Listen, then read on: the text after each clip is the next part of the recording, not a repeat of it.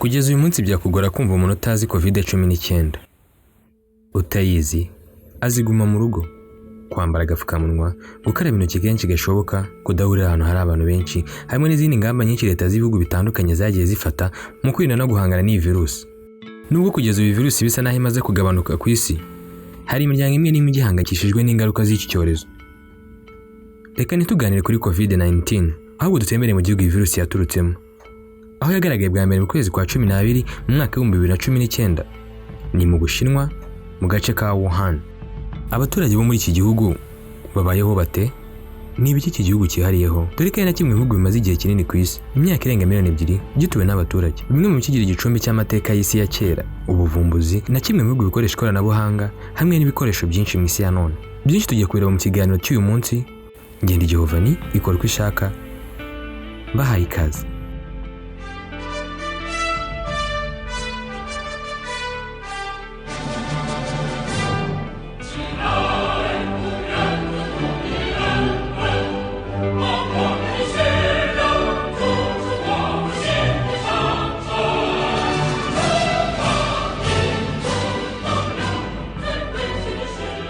Ubushinwa ni igihugu giherereye ku mugabane wa Aziya, ahagana iburasirazuba bw'uyu mugabane. Nk'uko urubuga World Population Read.com rubitangaza, uru rubuga rwatangaje Ubushinwa nk'igihugu cya mbere gifite abaturage benshi ku isi, abaturage barenga miliyari 1.5. Ubushinwa bukurikirwa n'igihugu cy'Ubuhinde ku mwanya wa 2, naho Leta Zunze Ubumwe za Amerika zikaza ku mwanya wa 3. Aha ni mu bihugu bifite abaturage benshi. Uretse abaturage benshi, Ubushinwa ni igihugu cya 3 mu bihugu binini, aho iki gihugu gihana imbibi n'ibihugu 14. Ibi birimo Uburusiya, Pakistan, Ubuhinde, Korea y'Amajyaruguru, Vietnam, Nepal hamwe n'ibindi byinshi byose bizenguruka iki gihugu cy'Ubushinwa. Ubushinwa ni igihugu kigizwe n'intara 22, uturere 5 twigenga, 40 n'uturere 2 twihariye, Hong Kong hamwe na Macau. Umurwa mukuru w'iki gihugu ni Beijing, ariko umujyi utuye cyane urimo n'ibigo by'imari n'ubucuruzi ni Shanghai. Ibendera ry'igihugu cya Repubulika y'Ubushinwa ni ibendera ritukura ririmo inyenyeri 5 za zahabu. Repubulika y'Ubushinwa kugeza ubituwe n'abarenga miliyari 1,454,000 nk'uko ikinyamakuru China Daily giherutse kubitangaza mu kwezi kwa 3 k'uyu mwaka turimo. Nubwo umva batuye iki gihugu ari benshi, ni kimwe mu bihugu bifite ikibazo cy'urubyiruko ruke ugeneje n'ibindi bihugu. Ibi bikaba ari ingaruka ya politike y'Ubushinwa mu mwaka wa 1980. Iyi politike yamenyekanye cyane yagenaga buri muryango umwana umwe, ubirenze haganwe ibihano bikomeye birimo kwishyuzwa amande ndetse n'ibindi. Iyi politike y'umwana umwe mu gihugu cy'Ubushinwa yashyizwe mu bikorwa hagati y'umwaka wa 1980 n'umwaka wa 2015 hagamijwe gukumira ubwiyongere bw'abaturage mu gihugu, aho umuryango wemererwaga kubyara no kurera umwana umwe.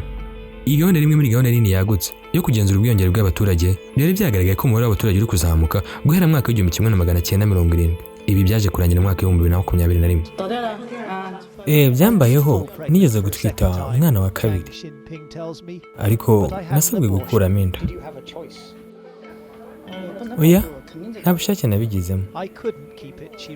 Urabikora cyangwa leta igakoresha ingufu zayo. Ibarura rusange ryakozwe mu mwaka wa 2020. Urubyiruko muri iki gihugu, ndavuga bafite imyaka hagati ya 14 kugera kuri 35, bari miliyoni 400.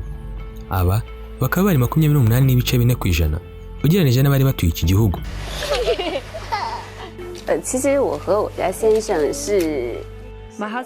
Njye n'umugabo wanjye twahoze twifuza kubyara umwana wa 2. Mbona kubyara abana 2 ari byiza kurusha ubwo itegeko ryemeraga umuryango kubyara umwana.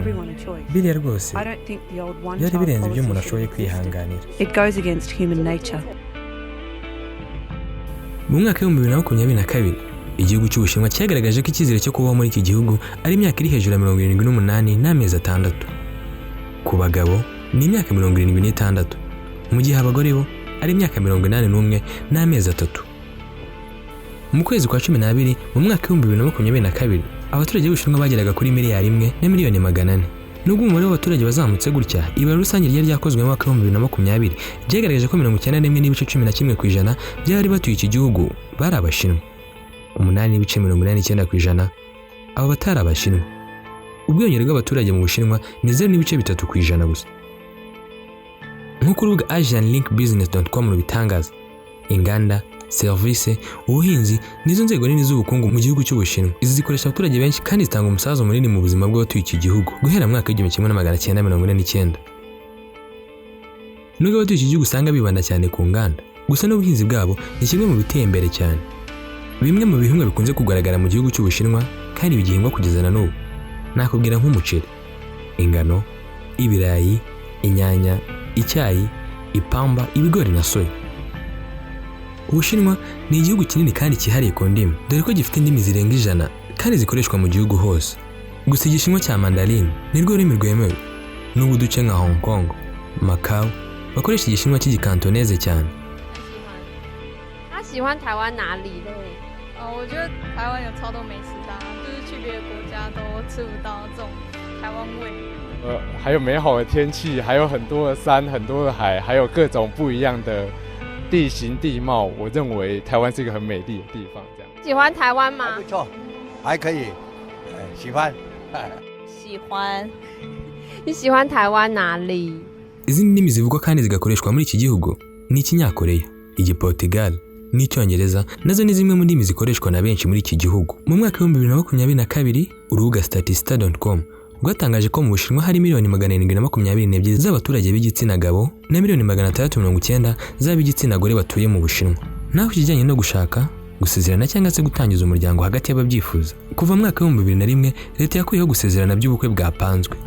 Nubwo bwabaga bwapanzwe n'imiryango, aho wabaga uri umukobwa ukabona bakuzaniye umuhungu iwanyu, cyangwa se umusore ukabona arakubwiye ngo hariya hari umukobwa muzabana. Ibi byavuye mu mwaka wa 2001 ubwo leta yari imaze kubikuraho. Ubu ngubu mu Bushinwa kubaka cyangwa gusezerana bikorwa hagati y'abakundana nta zindi mpamvu z'imiryango.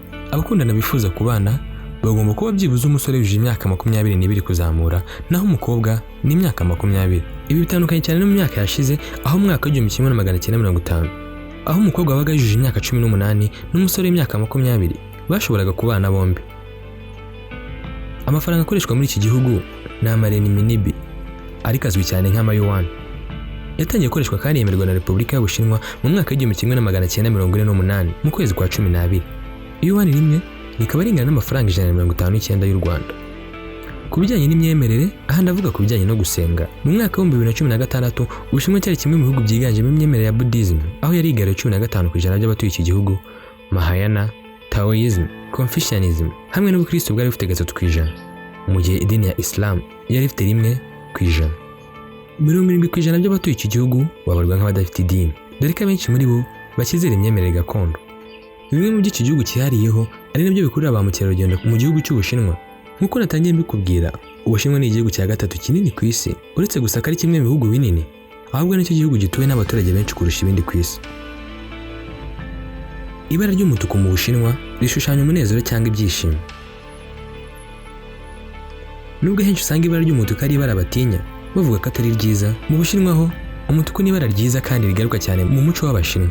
Umutuku bawuhuza n'ibintu byinshi, bawuhuza n'umuriro, ibi bishushanya ubuzima, imbaraga hamwe n'umucyo. Kandi umutuku muri iki gihugu ushushanya ibyishimo, amahirwe ndetse n'ibindi byinshi bitandukanye.